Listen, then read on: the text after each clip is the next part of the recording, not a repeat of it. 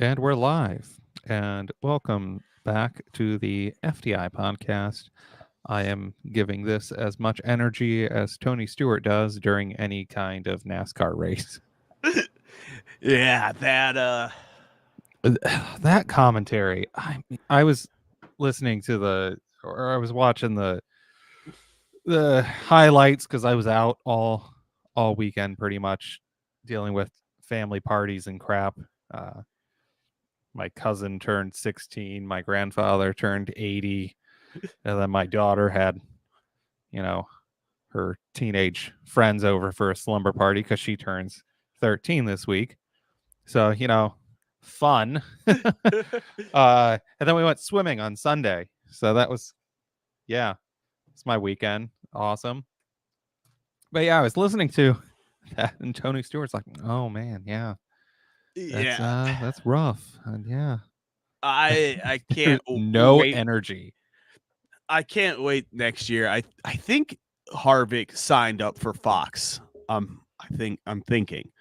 So I'm really hoping we get away from this revolving door of co-hosts.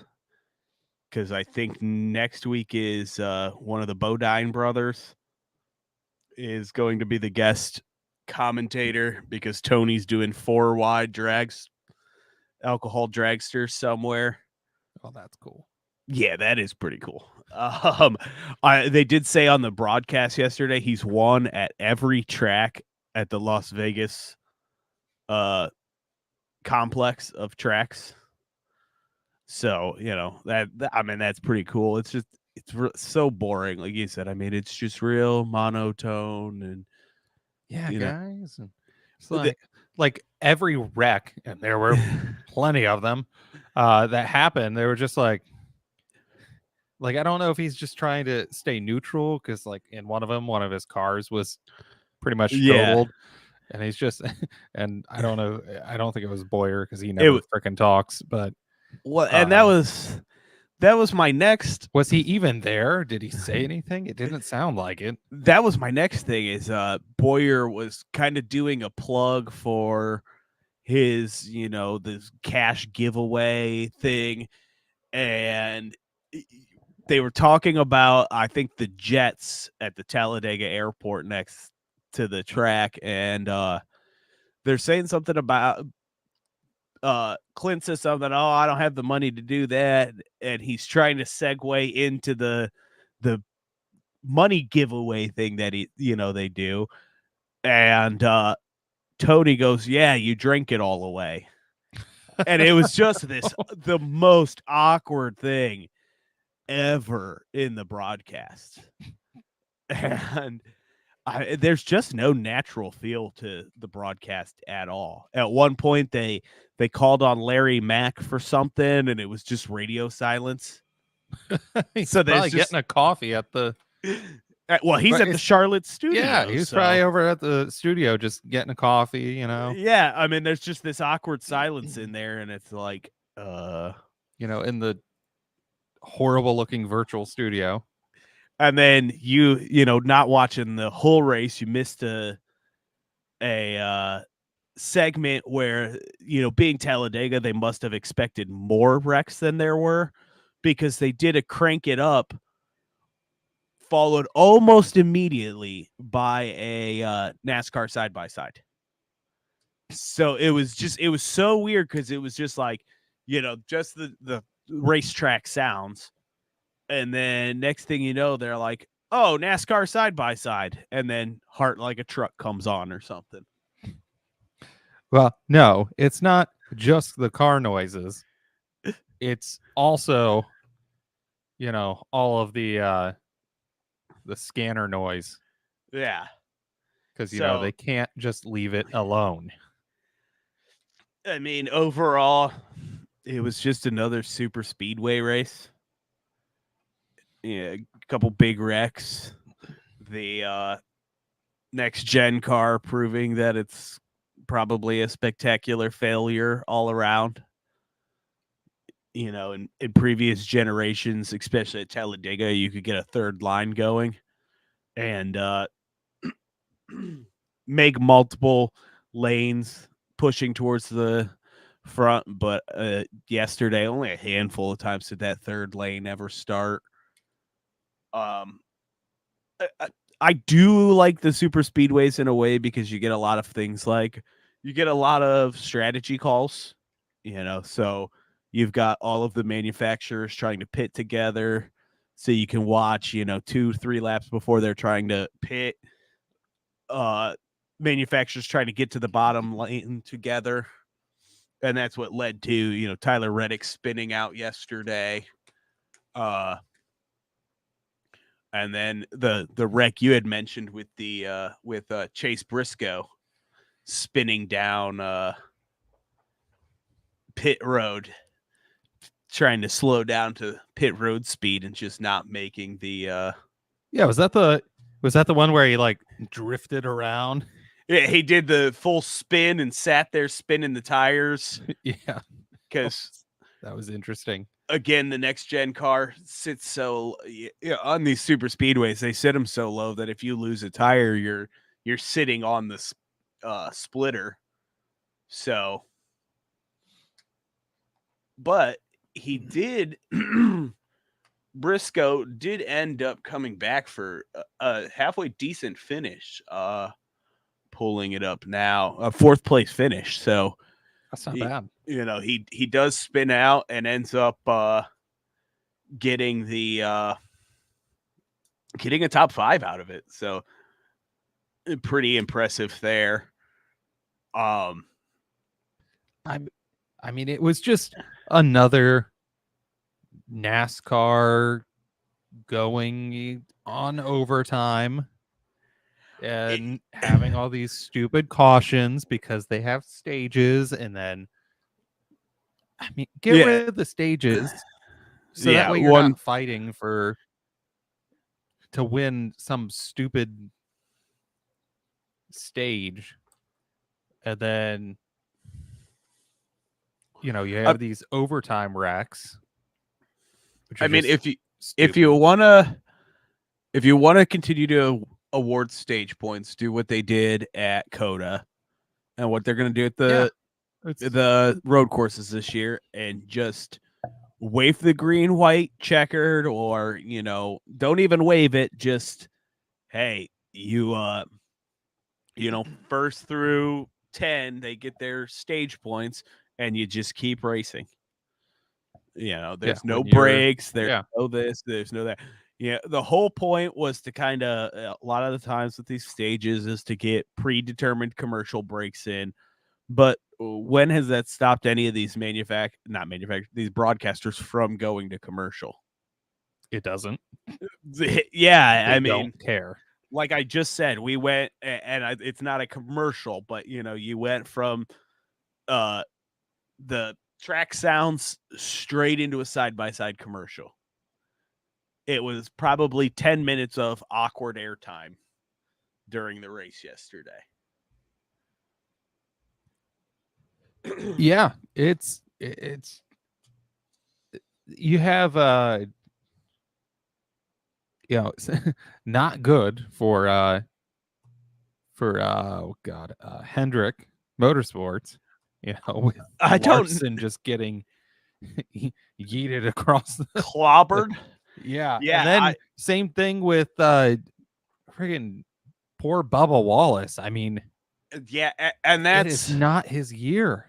No, and I mean, or Larson's 500. Hey, at least Larson's got 2 wins this year. Hey, yeah, Larson hoodie on today. At least Larson. You seem to have a lot of Hendrick Motorsports. Well, it just seems to. Well, no, I got a bunch of everyone but Willie B. It seems to be everyone but William Byron. At least Kyle's got 2 wins on the season. But that crash yesterday with Pierce was wild. I don't know if you saw the in-car of Pierce's. He had the one that's facing him. He hit so hard, it blew his visor up on his helmet. Holy crap. I mean, that camera was awesome because you just see him, and impact, his visor comes up, and you just see his eyes closed as he's just wrecking it. And He's just like, all right, I'm gonna die. I mean, the carnage that did to Kyle Larson's car is fascinating. And I mean, you can get into the nerdy side of the way these cars are designed to crumble in areas to protect the driver. Because I mean, it knocked the right side door bars out of the cage. I mean, they were sitting probably a foot inside the cabin of the car from Yeah, I didn't think safety cages were supposed to bend like that. yeah, I thought they they were supposed to be pretty solid. you want them to bend to absorb the impact, not Just not that break. And much. yeah, well, I mean, you get hit at 200 miles an hour, but yeah, overall, I mean, a decent race. That wreck with Bubba at the end, he's got to make those blocks to try and win the race. Tony Stewart said it on the broadcast. Those are just blocks you have to make, even though you know you're probably not going to make that block. So that's what this win at all costs mentality, the playoffs, win and you're in mentality does, is these guys got to make those moves. They can't just let Blaney by, because that could be Bubba's only shot at the playoffs this year. Is he up front for another race? Because it's so hard to pass this year, because track position means everything. I mean, at these super speedways in previous generations of cars, you'd see half the field had at least led a lap that day, because there's just so many comers and goers from the different lanes forming and going to the front, and someone falls back, this, that, and the other, that you don't feel that you would do with one lap left, but you don't feel as much pressure. But that's what the playoff win and you're in format brings, is do whatever it takes to win at all costs. Yeah, I mean, it seemed like both of the series had had some bad luck with extreme accidents at Talladega. I mean, that's Talladega and super speedway racing, but that last one where it literally took a camera out in the Xfinity race, and you had Blaine Perkins flipping about like 6 or 7 times. You had 2 cars upside down throughout that race. Yeah, because there was one upside down at the end. Yeah, and then you have I don't know, but I haven't seen a lot of cars, as many as Talladega, slam into the inside wall. You get a handful every year. Maybe not as much as Talladega, but you would think that NASCAR would implement something. I know they have the safer barrier, but still, you're not slowing down before you hit that. yeah. You're just going to hit the safer barrier 200 miles an hour. But why don't they do something like the circuit in France for F1 has these lines? We don't have to make them stupid red and blue. I was going to say we don't have to make them all, fancy looking, but they have like a grid on them, yeah, that the tires would catch, and it would slow the car down. I mean, is that something that they could put on these super speedways on the inside, where they have an apron that's like 50 yards? So it's like, cool, the car is sliding across there, but it's not slowing down. It's just, yeah. I just think there's been so many wild saves over the years, and this, that, and the other, that you don't want that. And a lot of times with the way these tracks are, if you go a lap down, you'll never get it back. They don't want to go a lap down. So you'd probably have drivers doing even crazier things to try and avoid it. I think it's one of those no one wins type deals. yeah. But I do got to say, first win for Jordan Anderson Motorsports with Jeb Burton in the Xfinity Series. I don't remember. I think it was the fall race last fall. Jordan Anderson, who mainly raced trucks, caught on fire at Talladega and escaped the truck while it was still moving along the infield fence or infield wall. There's video all over of him. I mean, the truck's not even stopped yet, and he's hightailing it out of the truck as it's going up in flames. So, good to see them get their first win. Deserving team, small team. That's what these super speedway races tend to, can be, is wins for these small teams. The 500 this year with Ricky Stenhouse and JTG Doherty winning it. So, yeah, I mean, it's a good and bad with these super speedways of not so great for junior motorsports. Oh yeah, I mean, poor junior motorsports. Another kind of Hendrick affiliated program, but yeah, I just they can't stay out of their own way this year. I don't get to watch Xfinity because Saturdays tend to be my day. I do a little bit more, which it sucks because it's my favorite. It has been my favorite series in years past.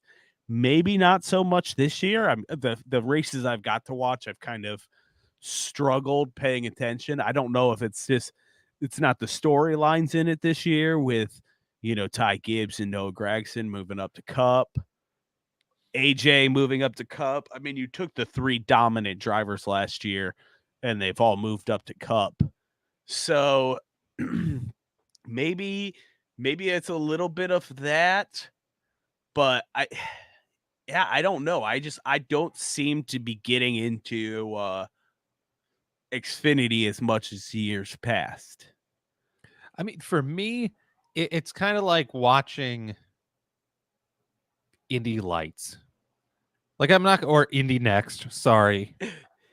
Indy NXT, or F2. Like, yes, I get that these guys are probably closer than anybody to getting a shot in, the main series. Yeah. Compared to, Indy Next well, I mean, not really, because Indy Next has had quite a few transfers. Definitely more of a chance than F2 Yeah. getting in. But it's just, I mean, it's like you're just watching. I don't know. It's just yeah. I mean, if I want to watch slower NASCAR, I'm looking through the running order of the race, and you've got your without being like a Xfinity fan and not knowing some of the names, but I mean, you've got Parker Kligerman, who, man, he's got to get a win this year. He's been up front in every race. He's like the Roman Grosjean of the Xfinity series. He's up there. He just can't put the whole thing together. You had Josh Williams from big news a couple of weeks ago, finishing 10th. But it feels like a little bit in the Xfinity series, it's kind of missing the big names of previous years. It's I think I watched an Eric Estep video this past week of his way too early silly season for next year. And that was just Xfinity and truck drivers moving up to Cup, because Ford may have 1 to 2 openings this season and Toyota could be 1 to 2. So, he's doing who can move up, and yeah, there's names, but it just doesn't feel like as strong a names as past seasons. Ford and Front Row are gonna mess up if they don't get Zane Smith up to the Cup Series next season. I mean, he's ready. He's dominating the Truck Series. He dominated the Truck Series last year. He's run a few Cup races this year. Just skip Xfinity and go straight to Cup.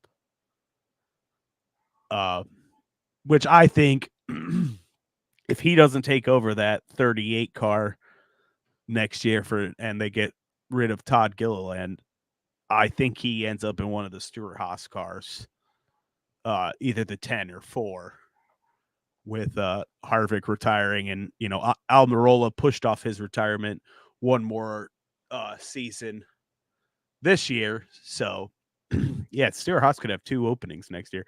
And I don't know if Cole Custer's coming back after his dismal performance so far in Xfinity Series.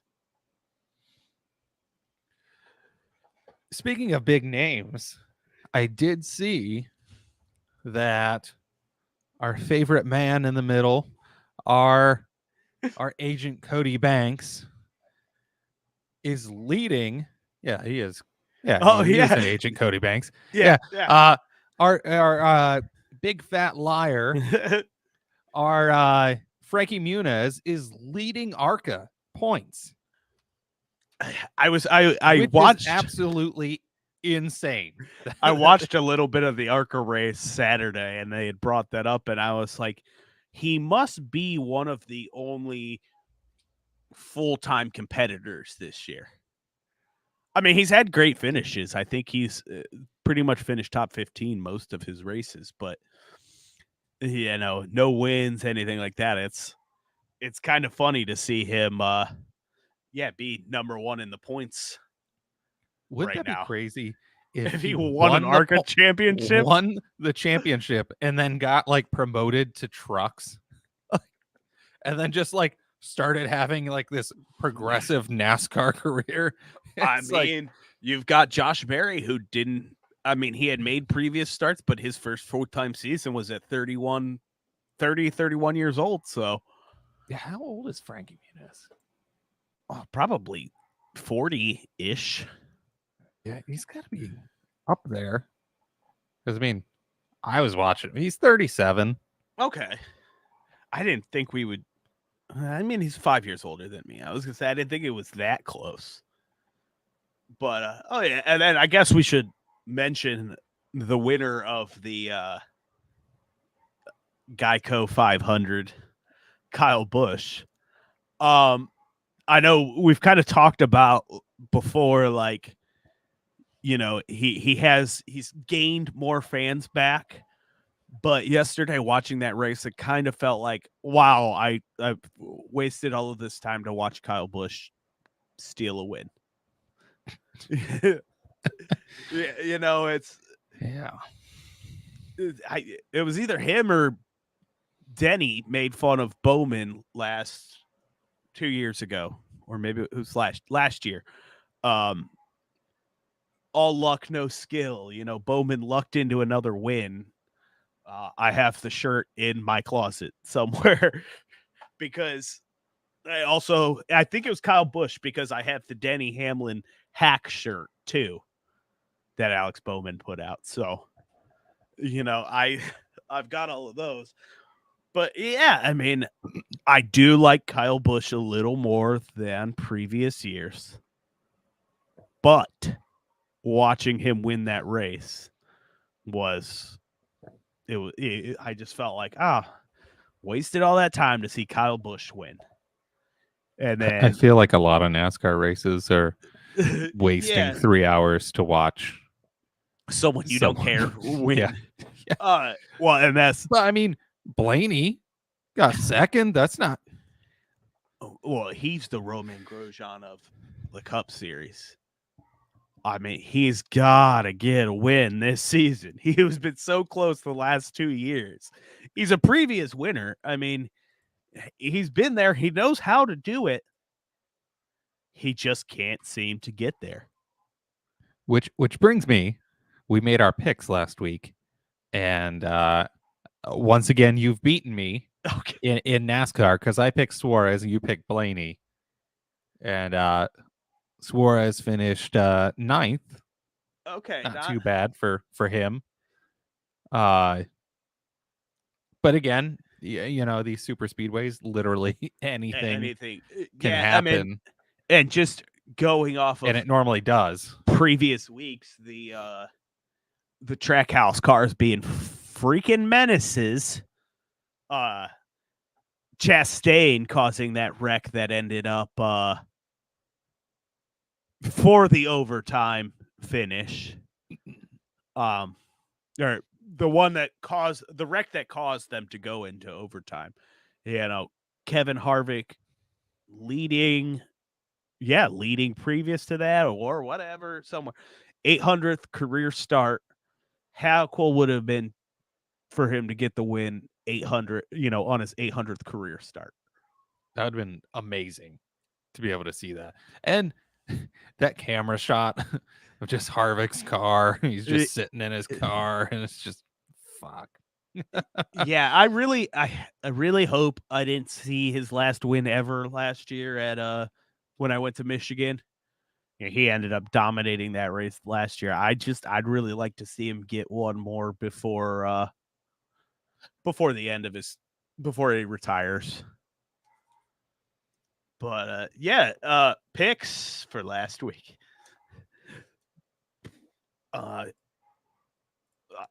It was pretty much a safe pick for me to pick Blaney. He's pretty good at the super speedways. So yeah, I was just going for something because it's well, you know. Then again, still, I have no clue who half of these people are. I was gonna say it or what they've done in the past years. I'd say you'd have an advantage in F1, but I don't know if there's much. There's 6 drivers to, take. We'll add 7 or 8. We'll add Aston in there too. We'll add. Okay, you have to put Aston in there over Ferrari because Alonso has definitely finished way better. Than any other drivers this year. I'm just going as by far. I'm being an optimist that Ferrari's going to be able to finish a race. That's okay. People are wrong all the time. But moving on to F1, it's finally back. We made our Baku picks a month ago because I didn't realize we both didn't realize that we were going to have to wait a whole month to see Max Verstappen win again. And you picked Russell, and I picked Bottas, and probably neither of them are even going to be close to the front. But this is our first sprint race of the season. I don't know how many sprint races there are this year, but I know they've been adding more and more of these. Super enjoy. Oh, there's 6 of them. Great. So this is the first one that's also going to be at Austria, Belgium, Qatar, Coda. Why do you got to ruin Coda? And Brazil. And they do qualifying on Friday instead of Saturday. They only get 1 practice. And then Saturday, I think they have a practice like an FP2, and then they have a sprint race when they would normally do, qualifying.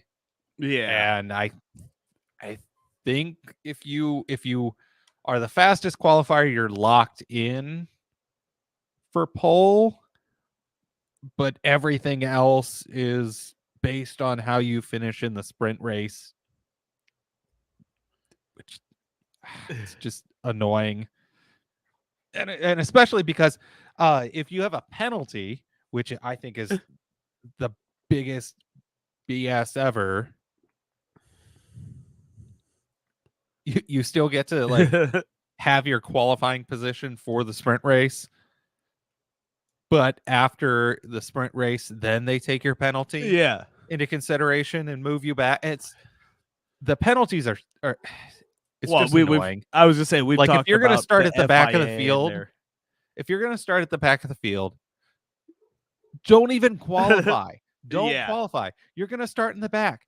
Get the hell out of the way, especially for the sprint race. Like Yeah. you're just going to go in there and screw everything up, and you're going to be in the back. Like just let them start in the back. You don't need to be up there. Yeah, Get the hell out of the way. I think of a lot of these race series are overcomplicating things for the sake of overcomplicating them. And it's not for the sake of it's all It's marketing. And it's that borderline between real sport and just entertainment.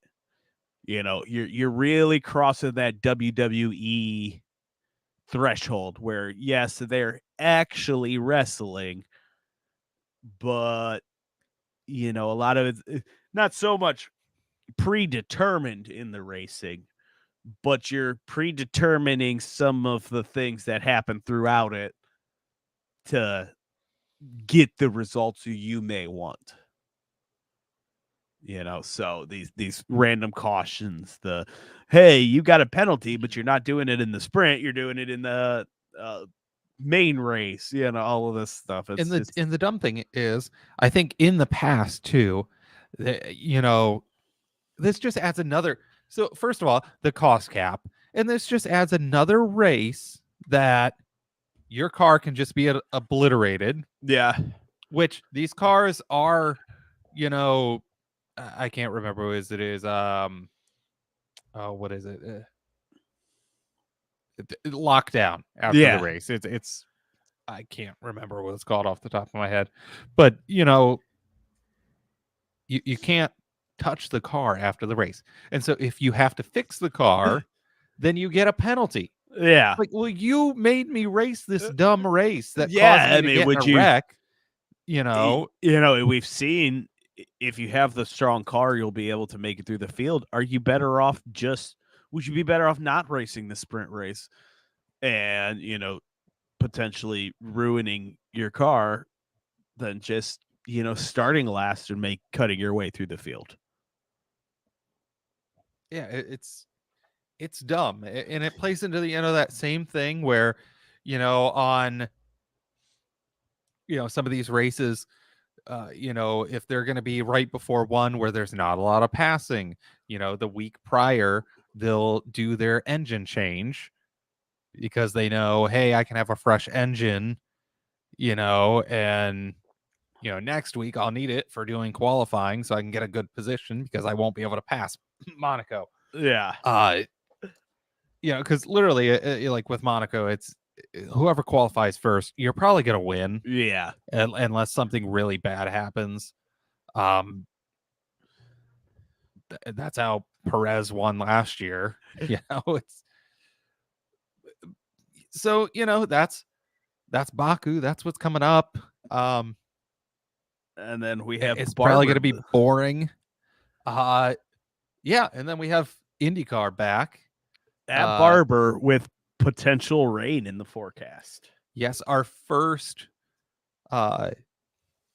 road course of the season, which is exciting to have IndyCar back on a road course. Oh no, we didn't make picks for this one because we didn't. We picked for Texas the week we thought.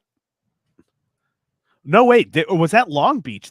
We picked for Long Beach. Okay, yeah, because we had talked about the Texas. So last year, Award won.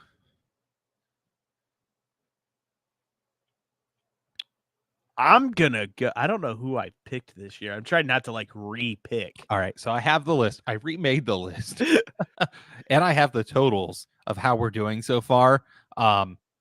So each race in all the series is a point.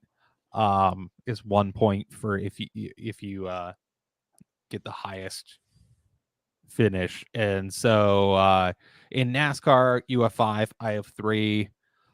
In F1 you have 2, I have 1, and in IndyCar you have 1 and I have 2, And so you have a total of 8 points, and I have a total of 6. And maybe we'll change that this week. Oh, we're gonna have to also after this. We have to do NASCAR. Fantasy. Yeah, and then fantasy, and then close it out for the day.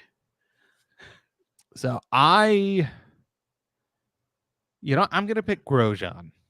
I haven't picked him yet this year, and I really just want him to win. He's come so close. Have I picked Pato yet? You have not. I'll take Pato. You've picked Grosjean before, and I've picked Pato before. Okay. And then NASCAR. We're going to Dover. Another short track. I think it's a mile. It's a D shape. Another D-shaped track. Yeah. No, is it? The Monster Mile. Yeah, Dover, the Monster Mile. Yeah. Because they have the big monster that holds like the previous year's winning car. Which is cool. I know. I have a 3D printer, and I keep trying to find the file for Miles the Monster to do that with. You would. But then just put a little matchbox in there. I don't know if I picked him this year, but I'm gonna pick him because I want to. I'm gonna pick Bowman. Right. He's got to have some luck at some point. No, I don't think either of us have picked him this year. Okay. Actually, I have no clue because I don't know. I can't remember who we picked for Fontana or Daytona. So. I don't think we did a Daytona pick. I think our first one was after Daytona, so I don't think we have a. Yeah, it might have been. I can't remember who we picked for Fontana though. So I picked Harvick. Okay. Maybe I think you won that one. I don't know, but who? Here I'll give you a hint. Maybe try picking a Toyota. Well, I don't want to do that because then they'll all wreck out, and you'll be like, "You steered me wrong." So last year, Chase Elliott won. I don't think that's gonna happen this year. So I'm not gonna pick him. He won the first stage yesterday and did fairly strong. I don't know. Hendrick doesn't seem to. They never seem to finish the super speedway races. Oh, this isn't a super, it's a mile. Well, yeah. Oh. So what, our last mile one was Phoenix? Is Phoenix a mile? Yeah, I think so. That was Willie B. Oh, God. All signs are pointing towards a Hendrick driver then. Hendrick won last year. They're going to know the setup. We've already won on a mile track this year. Well, we'll just keep it Hendrick. And I'll get William Byron. Oh, you think he's going to go for the third? His third win of the year. Okay, and then real quick to fantasy. Because my roommate is going to be home any minute now, and I don't want the dogs to bark. Plus, I don't know if I've mentioned this, and I don't know if anyone listening can hear it. I think I am coming down with a cold, so. Getting down with the sickness. Talking has been a little bit painful for this. Fantasy. Well, on another note first, some craziness. Saturday was Earth Day. And some climate change protesters decided to go after Formula E of all series. Let's protest the one that's trying to make a difference. Yeah. Or trying to promote renewable energy, even though I think electric cars are just as bad as petrol cars. But let's go after Formula E. That's a smart move. Okay, that's really gonna in fantasy. I whooped you. I'm sure you did because I didn't. 162 to 106. And the funny thing is I'm watching the race yesterday, and I thought my fantasy team did awful because did you remember to set yours? I did not. I was so busy this Okay, weekend. this weekend it's and last all week. 3. So let's try to remind each other like I know. Thursday or We'll do it Friday, Thursday.